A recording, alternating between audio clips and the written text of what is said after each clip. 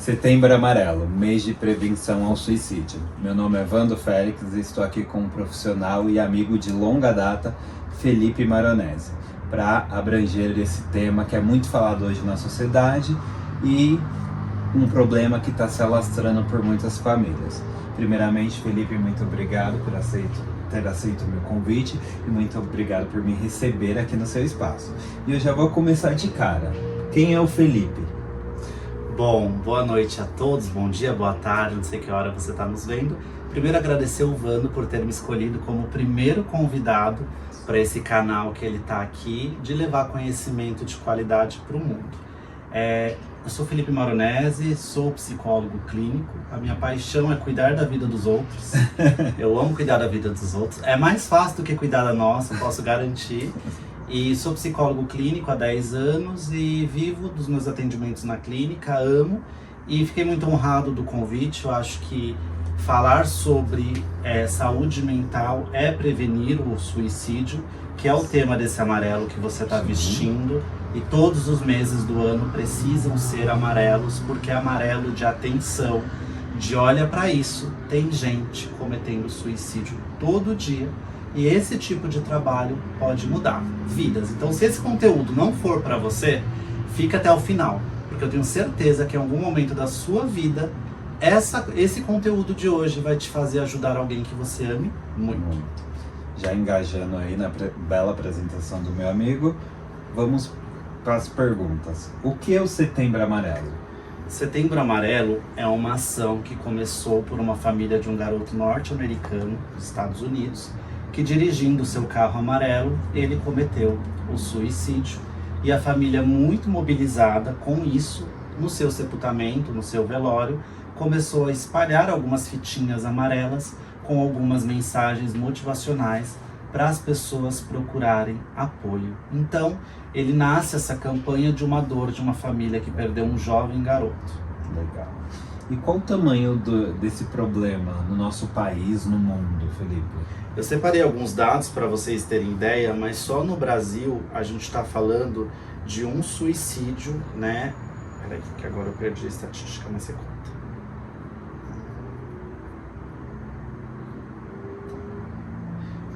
Repete, por favor.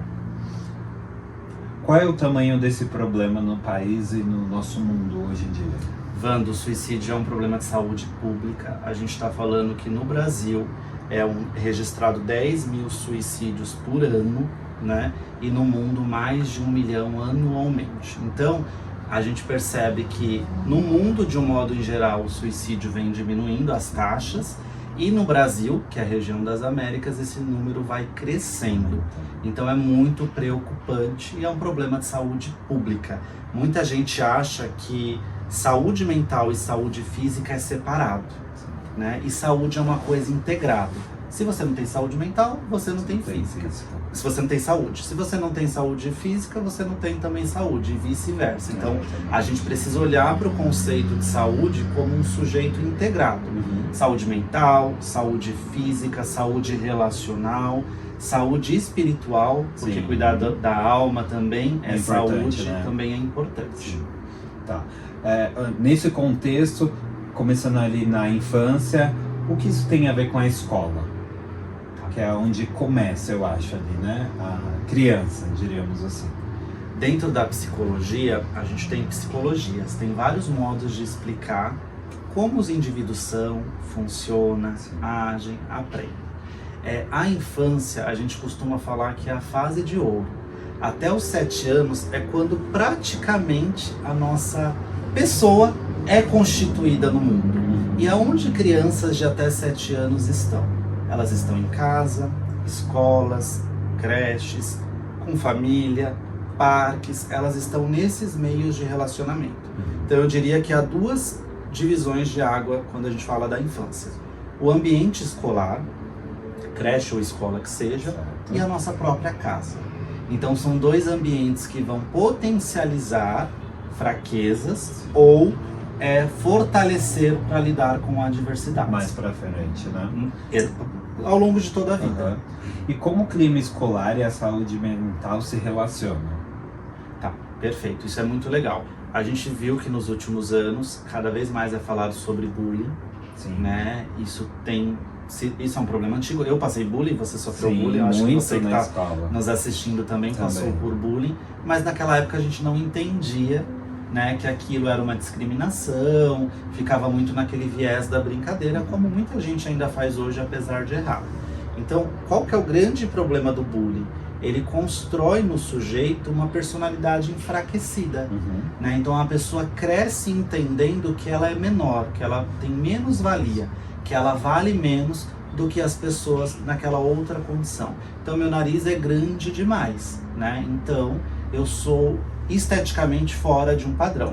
Eu sou muito gordinho ou muito magrinho. Você sabe que escola, qualquer coisa é motivo para bullying. Sim. Só que muitas vezes a gente, enquanto educadores e profissionais, normalizamos o bullying. Tipo, faz parte da dinâmica escolar.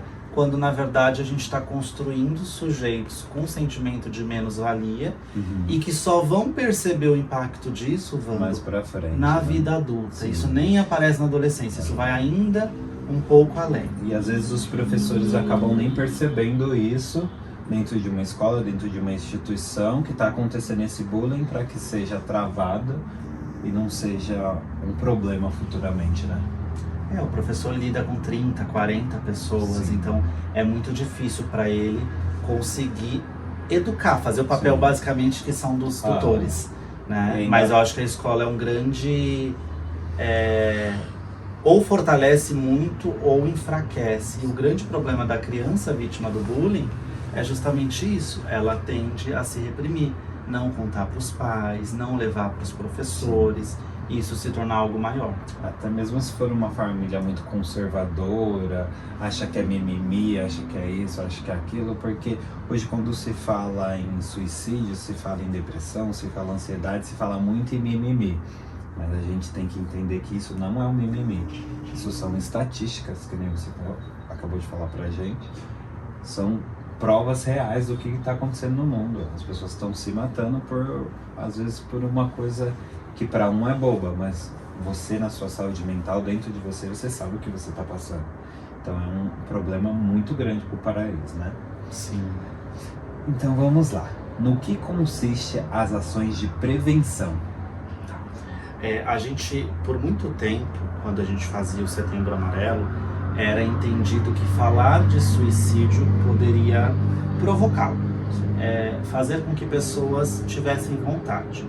E a gente percebeu que, na verdade, não é falar sobre o suicídio, mas é o como é falado, né? Se você não tiver uma formação adequada, psicologia, psiquiatria, neurologia, para falar sobre essa temática, você pode ser um ativador de pensamentos muito disfuncionais, o que pode levar a comportamentos disfuncionais, como a automutilação e por aí vai.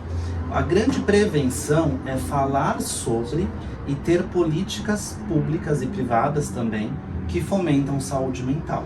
Por exemplo, Augusto Cury, muito famoso no nosso segmento de saúde mental no Brasil, há muitos anos atrás lançou a metodologia dele de levar saúde mental para as escolas. Isso precisa ser feito, né, Wando? As escolas precisam falar de saúde mental, de saúde sexual, porque o número de crianças que passam por situação de abuso sexual é muito grande. E isso também é um fator ali na automutilação. Quando a pessoa chega na adolescência, que é a fase que mais nós temos vítimas de suicídio, é a fase, Wando, que os pais mais deveriam estar próximos dos jovens. E é a fase que os pais entendem o quê? O Wando já escolhe a roupa sozinho, já toma banho sozinho, já pega Uber, já anda de ônibus, já se vira, já tem celular. Ele precisa menos de mim. É quando o Wando é colocado para o mundo e apresentado para álcool, drogas, sexo, vida amorosa, todo o restante, e muitas vezes não tem a orientação assertiva. Então acho que as políticas de prevenção consiste em falar sobre saúde mental, disponibilizar profissionais e aonde há pessoas fomentar a saúde mental. igreja, escola, universidade, empresas. As empresas são grandes adoecedoras porque são ambientes muito insalubres. Então acho que levar a psicologia, a saúde mental para esses lugares é importante, né? vai fazer a prevenção acontecer. Até mesmo quando eu decidi lançar esse projeto, eu falei, eu não posso falar desse tema, porque eu sou da área contábil, eu preciso procurar profissionais no qual falam com exatidão desse tema, porque não é uma brincadeira, é uma coisa verídica, é uma coisa real, é uma coisa que você está lidando com a vida de outra pessoa. Então eu fui procurar profissionais qualificados para me dar resposta das perguntas que eu acho que vocês gostariam de entender. Então eu tô com um profissional aqui, mega profissional, elogio mesmo, amigo profissional, respondendo aí minhas perguntas. Amigo, e quais são as ações de pós-venção? Tá. Quando você fala de pós-venção, quando a gente vence o suicídio. Isso mesmo. Tá. Quando a gente tem um paciente que ele tem pensamentos ou ações, né, para o suicídio, é feito um trabalho com ele e com a rede ao redor. Independente se ele for uma criança, um adolescente, um adulto ou idoso. Toda vez que nós temos um paciente com pensamentos e com tentativas, a gente faz um trabalho que é chamado de um plano de segurança. Esse plano de segurança, Vando, é quase como uma internação residencial. Né? Então a gente, com o consentimento do paciente, muitas vezes, em poucas vezes até sem o consentimento, precisa acionar as pessoas ao redor dele. Todo mundo, família, que é a rede empresa, tudo. Na verdade, é um pouco mais singelo, são as pessoas chaves, né? Porque isso também pode ir por um outro lugar. Sim. Então, na maioria das vezes, o que eu e os meus colegas psicólogos, o que eu vejo muito acontecer no nosso contexto, é que o próprio paciente adere ao plano de segurança. Então, eu falo, Vando, eu vou precisar acionar 3 contatos seus. Quem são essas pessoas? O que eu posso falar? Vamos combinar junto? Por quê? Porque se eu faço isso sem o paciente saber, quebrando o sigilo dele, que é um direito nosso quando ele está em risco, isso pode fazer um rompimento do vínculo terapêutico. Sim, e ele achar que foi traído, assim. Exatamente. E quando ele acha que foi traído, muitas vezes pela única pessoa que ele sente que o entende, o compreende de verdade, que confia, né? Isso pode ser um gatilho para levar a ideação suicida. Então, pós-venção, assim como na prevenção, continuar acompanhamento psiquiátrico, continuar acompanhamento psicológico, a alimentação é um grande contribuinte ao nosso favor, porque muitas vezes o que a gente come vai colocar o nosso corpo e o nosso sistema nervoso em situação de mais equilíbrio ou situação de mais estresse. A atividade física com regularidade e um dos maiores aliados da saúde mental, que é o sono. A gente esquece do bendito sono, né, que é tão afetado pelos transtornos mentais que levam ao suicídio, como depressão, ansiedade, transtorno de personalidade, por aí vai. A próxima pergunta seria até isso mesmo. Quando alguma tragédia impacta a comunidade, como lidar com tudo isso? É mais ou menos o que você falou, né? Você tem que lidar com o paciente e com o que está ao redor do paciente também, né? E quando acontece uma tragédia, como você lida com as outras pessoas? Exemplo, um filho se suicidou. Como você lida com uma mãe? Porque aí você vai ter um trabalho com uma mãe, com uma família, certo? Vai ter um trabalho estendido, que era um paciente para uma família. Sim, perfeito. Quando isso acontece, que a família passa por um processo de luto por esse motivo de partida, precisa ser feito um trabalho com toda a rede de apoio. Mas muitas vezes aquele profissional que atendia o paciente nem tem recurso para fazer isso.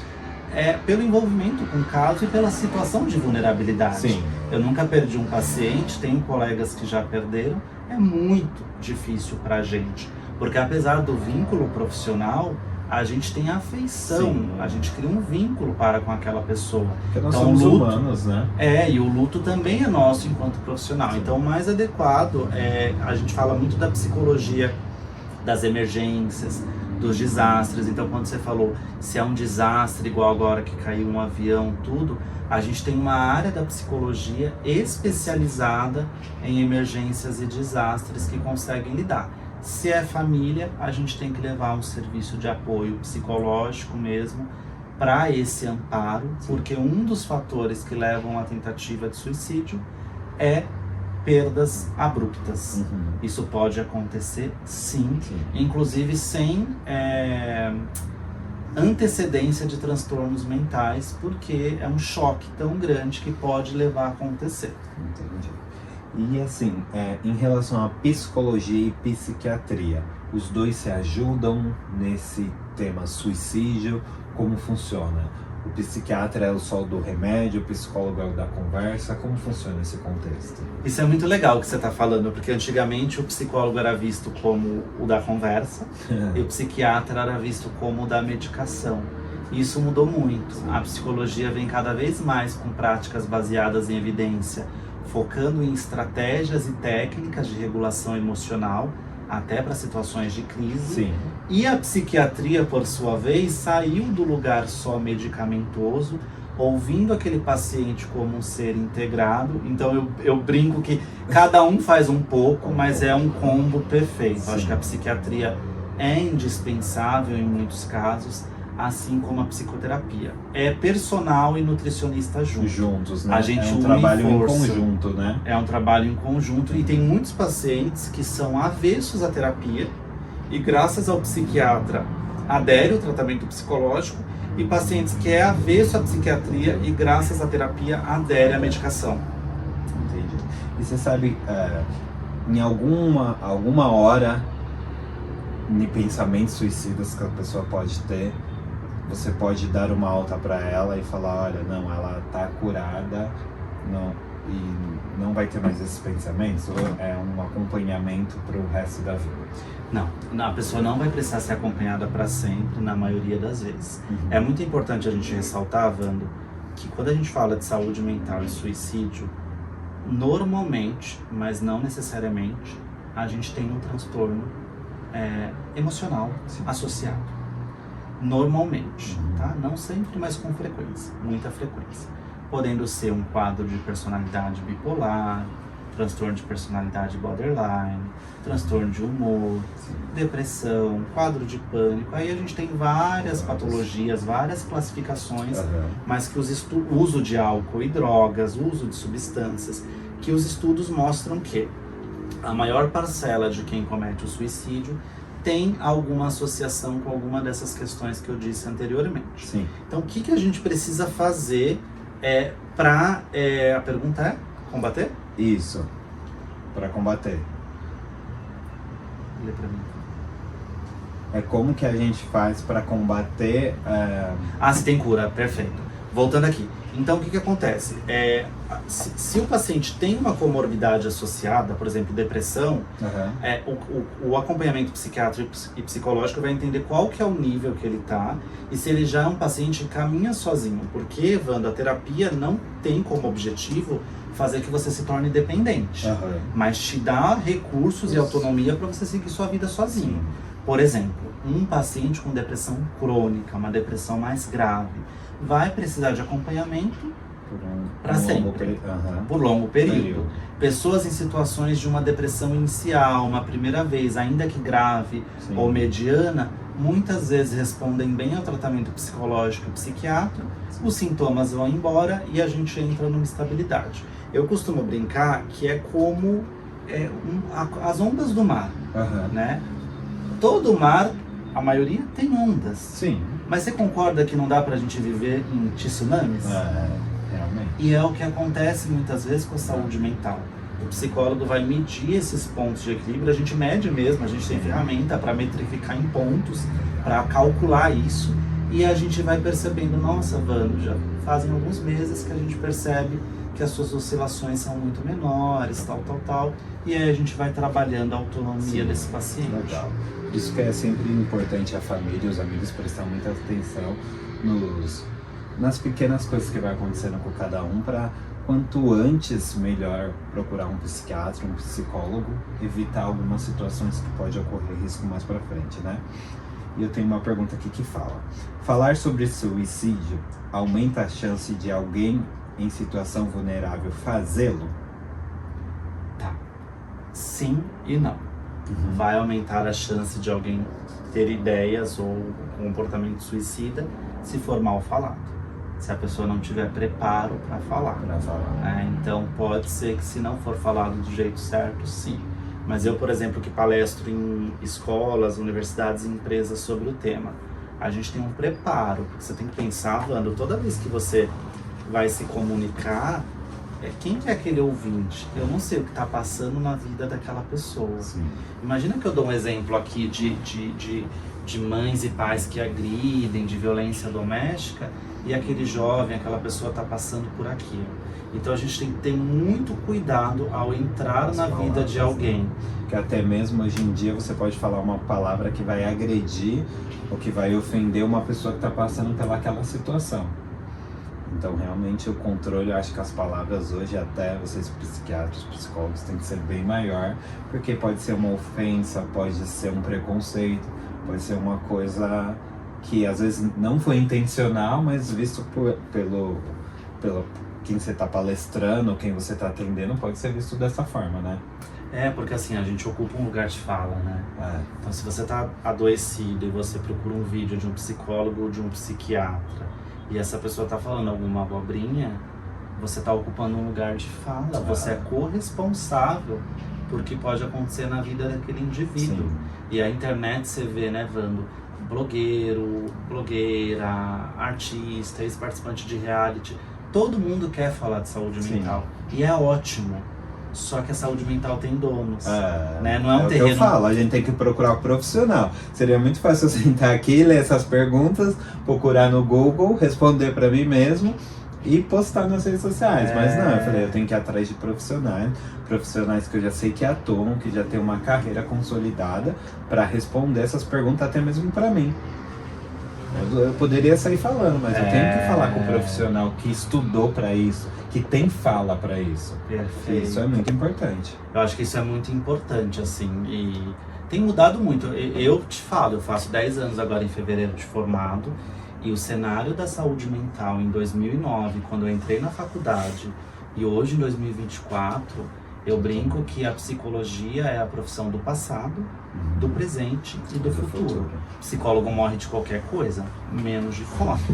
Por quê? Verdade. Porque cada vez mais, Wando, a gente tem falado de saúde mental e tem saído, que eu acho que é algo muito legal também, a psicologia tem saído só do lugar das doenças psiquiátricas.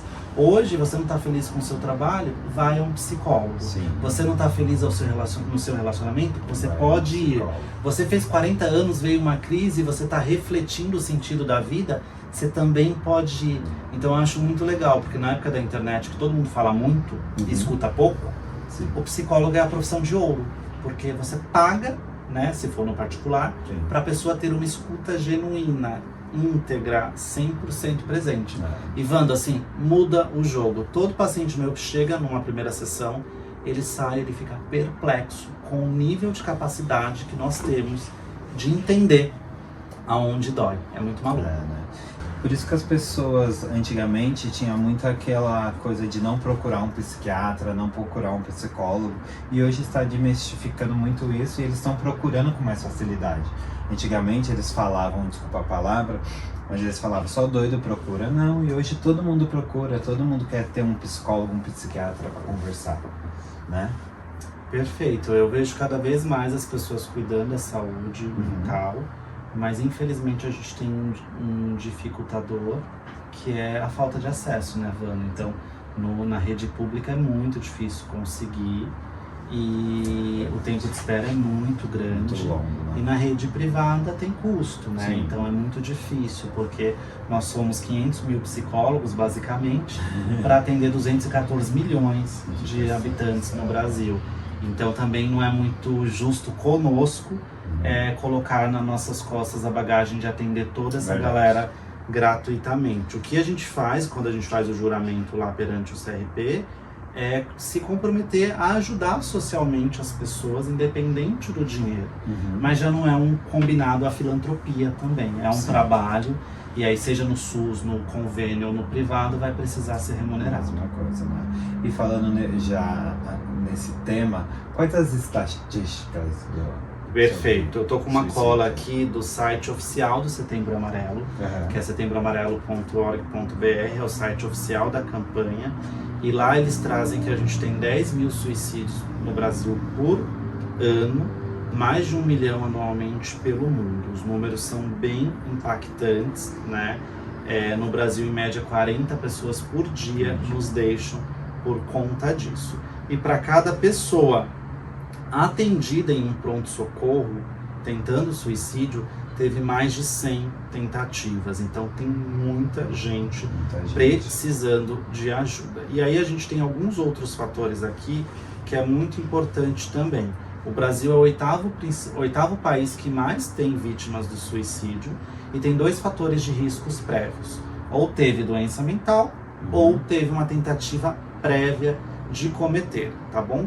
Outros fatores de risco: idade, as pessoas jovens, adolescentes cometem bastante, muitas vezes homem, pessoas que se destacam pela desesperança, desespero, desamparo e impulsividade. E as pessoas que estão ao redor dessas pessoas, Wando, às vezes acha que a pessoa é negativa, que tem uma energia ruim, que não é uma pessoa bacana de estar perto, quando muitas vezes a pessoa está acometida por uma depressão ou por uma outra questão psicológica. Precisa de uma ajuda, né? E precisa de alguém que mostre: olha, você não tá bem, vamos ali que eu vou te levar nesse lugar que vai cuidar de você. E vai ficar tudo bem, né? O peça ajuda. Resumindo, um papo descontraído, um papo legal, eu queria saber a sua reflexão sobre o Setembro Amarelo, Felipe.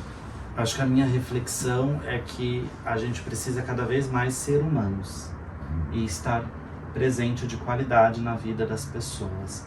As pessoas que precisam de ajuda o tempo todo estão emitindo sinais e a gente não percebe. Por isso que quando a gente perde alguém conhecido, a primeira pergunta que a gente faz é: morreu do quê? Isso é muito Por comum. quê? Às vezes as pessoas não querem saber nada. Você vê um comentário de uma pessoa que faleceu no Facebook, no Instagram, a primeira pergunta é: faleceu do quê? Morreu do quê? Morreu do quê? Porque a morte é uma coisa tão dolorosa pra gente que a gente já busca a razão. Qual é a causa?